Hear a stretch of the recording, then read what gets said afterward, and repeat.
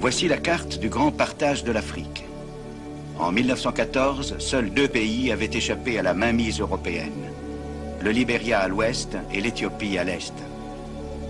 L'Angleterre s'était taillé la part du lion, l'Égypte et le Soudan au nord, l'immense richesse de l'Afrique du sud, des colonies de valeur comme la Rhodésie et le Kenya, et des territoires fortement peuplés comme le Nigeria et la Côte de l'Or.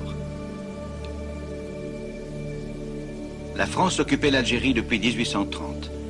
À présent, après de nouvelles guerres de conquête, elle ajoutait d'autres colonies à son empire au sud du Sahara, y compris l'île de Madagascar. Le petit Portugal se tailla 2 vastes colonies, l'Angola et le Mozambique, tandis que l'Allemagne impériale s'empara du Cameroun et du sud-ouest africain et sur la côte orientale du Tanganyika.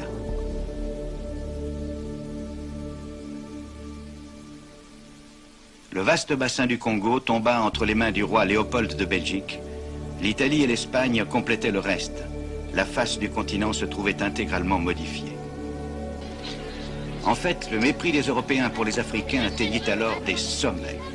Et ce n'est pas étonnant, car comment l'Europe chrétienne pouvait-elle justifier le fait de s'approprier leur pays, sinon en soutenant que les Africains étaient de faibles enfants, de paresseux sauvages?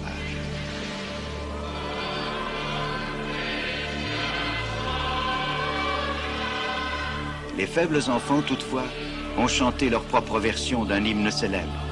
En avant, soldats chrétiens, entrez dans ces terres païennes, livres de prières en poche et fusils à la main, prêchez la bonne parole là où on peut faire du commerce, répandez l'évangile pacifique avec les fusils. La résistance à l'invasion européenne fut importante. La conquête ne fut pas facile. Et parfois, comme en témoignent ces photographies, la conquête entraîna des tueries brutales que les plus jeunes générations préféreraient oublier.